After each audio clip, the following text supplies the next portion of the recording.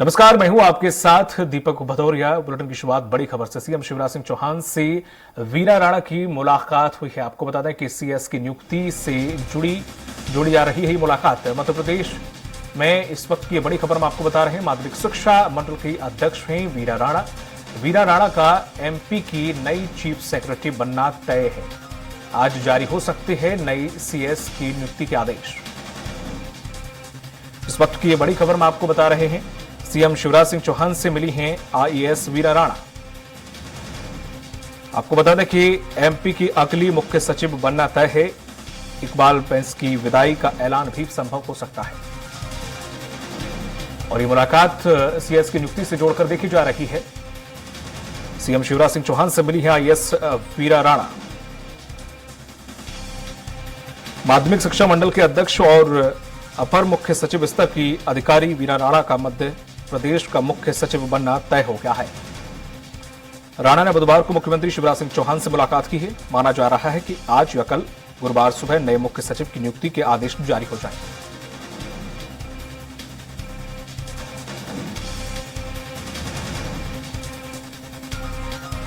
और आपको बता दें कि 30 नवंबर को मुख्य सचिव इकबाल सिंह बैंस की विदाई को लेकर शिवराज कैबिनेट में बैठक बुलाई गई। इसमें वीरा राणा को अगले मुख्य सचिव के तौर पर इंट्रोड्यूस किया जा सकता है। मध्य प्रदेश माध्यमिक शिक्षा मंडल के अध्यक्ष और 1988 बैच की आईएएस अधिकारी वीरा राणा मध्य प्रदेश की नई मुख्य सचिव हो सकती हैं। वे वर्तमान मुख्य सचिव इकबाल सिंह बैंस का स्थान लेंगी और जो 30 नवंबर को सेवानिवृत्त हो रही हैं। 2 बार 6 महीने का एक्सटेंशन पा चुके इकबाल सिंह बैंस को शिवराज सरकार की तमाम कोशिशों के बाद भी तीसरी बार एक्सटेंशन अभी तक नहीं मिला है। प्रदेश में मतदान 17 नवंबर को हो चुका है और मतगणना 3 दिसंबर को होगी। आचार संहिता 5 दिसंबर तक प्रभावी रहेगी। ऐसे में सीएस का फैसला चुनाव आयोग की सहमति के बिना संभव नहीं है। इसलिए प्रदेश में पदस्थ वरिष्ठतम आईएएस अधिकारी वीरा राणा की नियुक्ति तय मानी जा रही है। वरिष्ठता में उनसे ऊपर 1987 बैच के अजय तिर्की और 1988 बैच के संजय बंदोपाध्याय फिलहाल केंद्र में प्रतिनियुक्ति पर हैं। और हमारे साथ जुड़ गए हैं स्टेट एडिटर अजय त्रिपाठी जी, जिस तरह से देखा जाए आईएएस वीरा राणा का नाम सामने निकल कर आ रहा है और जो मुलाकात सीएम शिवराज सिंह चौहान से हुई है उसके मायने ये निकाले जा रहे हैं कि हो सकता है कि सीएस के तौर पर उनकी जल्द ही घोषणा हो जाए। तो स्वाभाविक रूप से इस तरह की मुलाकातें जब हुआ करती हैं तो माना जाता है कि सब कुछ फाइनल हो गया है और सिर्फ औपचारिकता रह गई। तो हमें लग रहा है कि वीरा राणा को फिलहाल जो हमारे सूत्र बता रहे हैं कि फिलहाल वो प्रभारी मुख्य सचिव की भूमिका में रहेंगी। नई सरकार आने के बाद जो फैसला होगा उसको जो करना होगा ना, क्योंकि बड़ी तकनीकी समस्या फंस रही है इसमें मध्य प्रदेश में कि चीफ सेक्रेटरी इकबाल सिंह बैंस उनका कार्यकाल कल 30 नवंबर को खत्म हो रहा है। कल कैबिनेट की बैठक बुलाई गई है और औपचारिक बैठक की जो अंतिम बैठक होगी सरकार की, और उसमें संभावना ये रखी जा रही है कि नए चीफ सेक्रेटरी की स्वागत किया जाएगा और पुराने चीफ सेक्रेटरी की जो निवर्तमान आउटगोइंग चीफ सेक्रेटरी है इकबाल सिंह उनका विदाई की जाएगी। वीरा राणा का इसलिए तय माना जा रहा है क्योंकि वो सबसे सीनियर है और मध्य प्रदेश में कैडर में सबसे सीनियर जो अजय तिर्की और संजय बंदोपाध्याय दोनों डेपुटेशन पे हैं। और लेकिन जो पैनल इलेक्शन कमीशन हो गया था, इलेक्शन कमीशन स्वभावता उसका खर्चा गया और उससे सहमति मिल चुकी है। वीरा राणा के नाम का आदेश कभी भी जारी हो सकता है। जी सर, आखिर इनका ही नाम आखिर क्यों प्रबल दावेदार ये माने जा रही हैं? बाकी जो 2 नाम हैं, चाहे अजय तिर्की का हो और चाहे अनुराग जैन का नाम हो, उनका नाम आखिर क्यों पीछे है और क्या वजह है कि इन्हें नियुक्ति मिल सकती है, लगभग तय माना जा रहा है? देखिए, वरिष्ठता क्रम का मामला है क्योंकि अजय तिर्की अकेले जो है वो उनसे सीनियर हैं और संजय बंदोपाध्याय 1988 बैच के हैं। अनुराग जैन 1989 बैच के, लेकिन अनुराग जैन, संजय बंदोपाध्याय, अजय तिर्की तीनों समय केंद्र की डेपुटेशन पे हैं। उनको वहां से अलग करके नया प्रभार देने में एक लंबी प्रक्रिया का सामना करना पड़ता है और उसमें केंद्र से अनुमति लेनी पड़ेगी।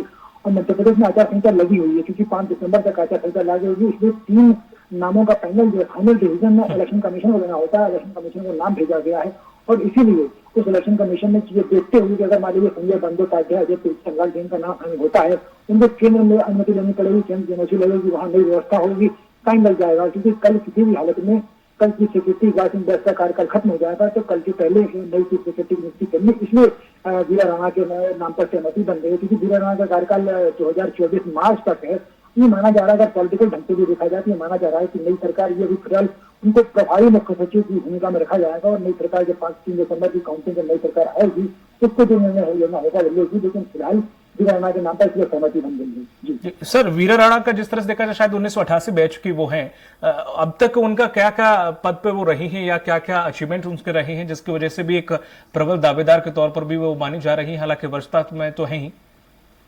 निश्चित रूप से देखिए वीरा राणा का स्वभाव जो है बड़ा व्यक्तिगत तौर पर बड़ी कोऑपरेटिव महिला मानी जाती हैं और बड़ी दमदारी के साथ काम करती हैं।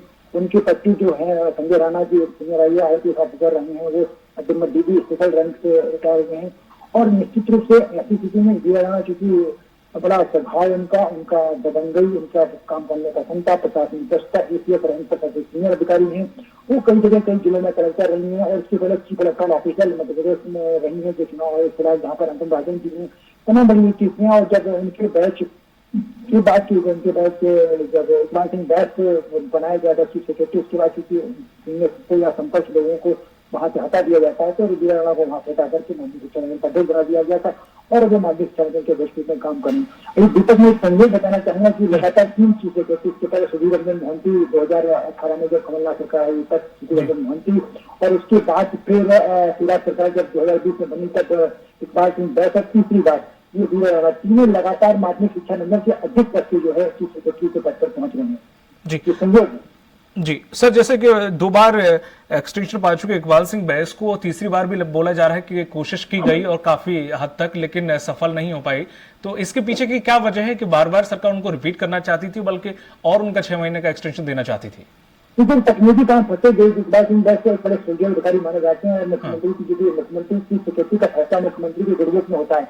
मुख्यमंत्री 4, 5, 6 बैच तक सीनियर जूनियर को लेकर के कोई दिक्कत नहीं होती, उसमें चीफ सेक्रेटरी का काम तय करना है। अगर चीफ मिनिस्टर के मन में है या चीफ मिनिस्टर चाहता है तो वो 4 बैच, 5 बैच, 6 बैच, 10 बैच तक जूनियर आदमी को भी, जूनियर अधिकारी को भी चीफ सेक्रेटरी बना सकता है। इसमें बाकी लोगों को वहां से हटा दिया जाता है क्योंकि उनके रिश्ते और उनकी जो आपस में केमिस्ट्री है वो इकबाल सिंह बैस के चीफ सेक्रेटरी और CM चिराग सिंह की बहुत अच्छी है, इसलिए उनको पिछली बार एक्सटेंशन दिया गया था। लेकिन जब दोबारा एक्सटेंशन की अवधि पूरी हुई तो नीतीश में विधानसभा चुनाव की तैयारी पूरी हो चुकी, रणनीति बन चुकी थी, ये माना गया कि चूंकि उनकी देख रेख में सारी व्यवस्था हुई, उनको सारी चीजें पता है, ऐसे चीफ सेक्रेटरी का रहना उचित होगा। इसलिए उस आधार पर केंद्र ने उनकी जो यहाँ से प्रस्ताव गया था उस पर सहमति लगा दी थी और 29 नवंबर तक एक्सटेंशन मिल गया था। सरकार की कोशिश थी कि उनको 1 महीने का एक्सटेंशन और मिल जाए ताकि मत विधान जिससे चीफ सेक्रेटरी की देखरेख में जाए, चीफ सेक्रेटरी की देखरेख में मतगणना भी हो, लेकिन उससे सहमति नहीं बन पाई और इसीलिए नई चीफ सेक्रेटरी का नाम आगे बढ़ाया गया और जो पैनल भेजा गया उसमें वीरा राणा का नाम था, इसलिए वीरा राणा का सहमति बन गई है। जी